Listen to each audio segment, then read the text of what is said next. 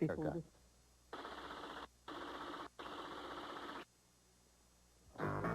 This is the defendant, Pat Morales, owner of Family Hair and Nails. She says she used the picture on the wall of her shop as a guide, but there was no way the plaintiff's black, coarse hair could have ended up looking exactly like the model's blonde, fine hair. She's accused of running a clip joint.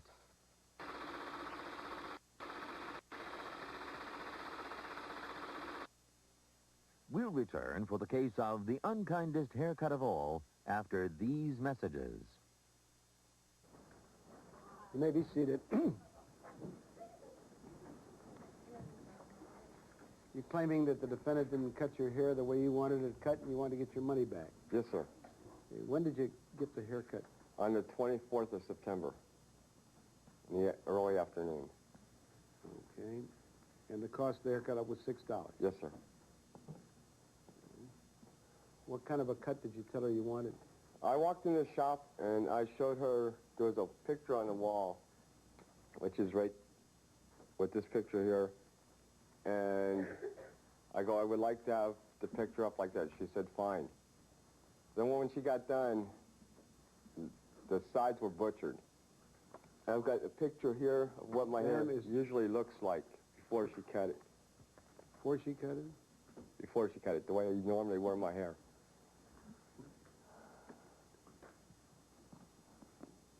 There's a big difference between the pictures that I just gave you and what she done.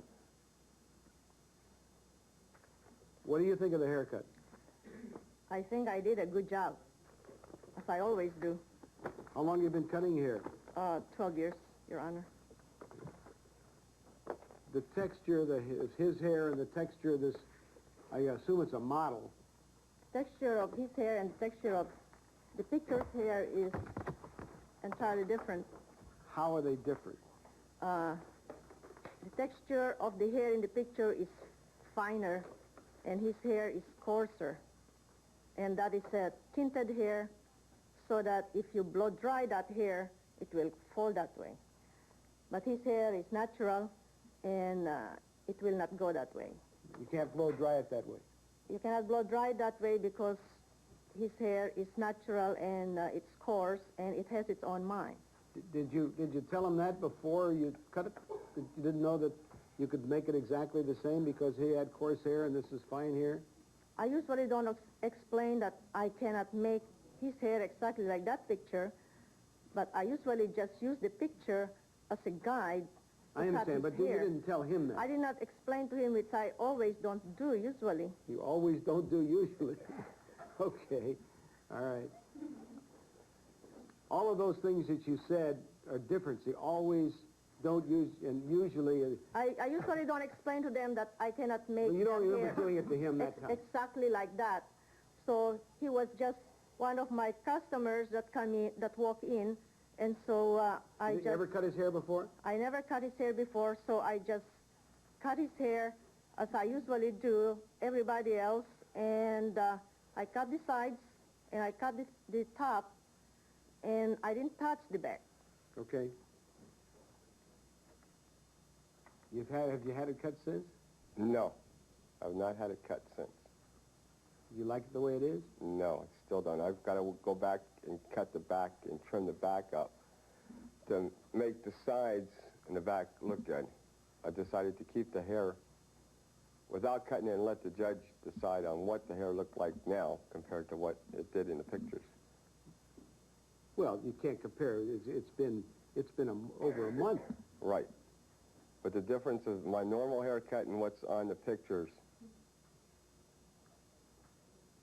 See, I've got to use mousse and spray to keep my hair down. Otherwise, the hair pops up on the sides.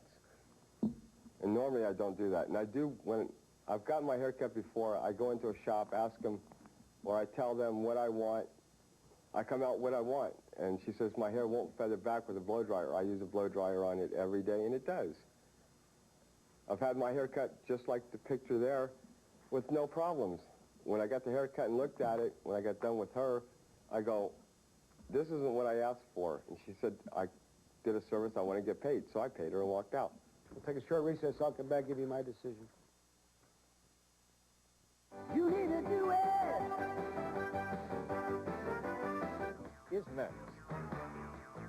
Now you can ask Angela... ...in existence. Is again in session. My barber is a man's been cutting hair for a long time. His name is Harry Gelbart, and he always tells me that the difference between a good haircut and a bad haircut is 2 weeks. Hair grows out.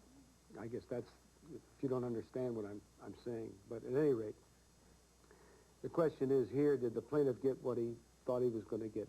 Did he get what he bargained for?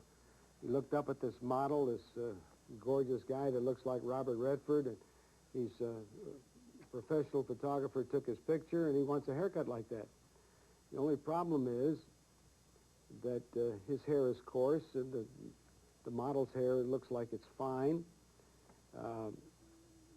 There's no perfection in haircuts. It's maybe in the eyes of the beholder, but there's no perfection. You can't look at this thing and say, this is not quite the same as this one, and this is not quite the same as that, and this is better than that. It's remarkably similar, as far as I'm concerned, remarkably similar to what you saw the model had. As a matter of fact, I think it even looks better now that it's grown out. You haven't cut it, you said, and I think it looks very, very good. It looks maybe better than it was cut originally, but it's fuller. And you're either going to like it fuller or you want it cut again and you want it to be shorter. That's up to you. I think it looks good for now. In this day and age, to pay $6 for a haircut and to get something as good as that is also remarkable. I rarely seen anything, maybe except the barber's college, where you get a haircut for $6. I don't know how you do it. Maybe you work on volume. But I think you got what you paid for, and you definitely got in my opinion, a good haircut. Judgment is for the defendant.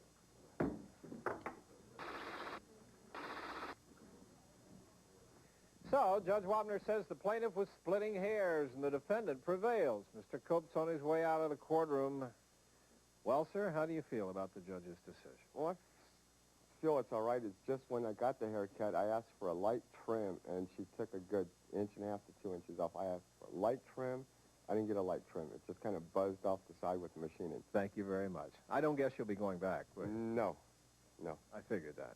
Thank you. Officer Brell has some documents for you to sign now. Miss Morales, the defendant's on her way out of the courtroom.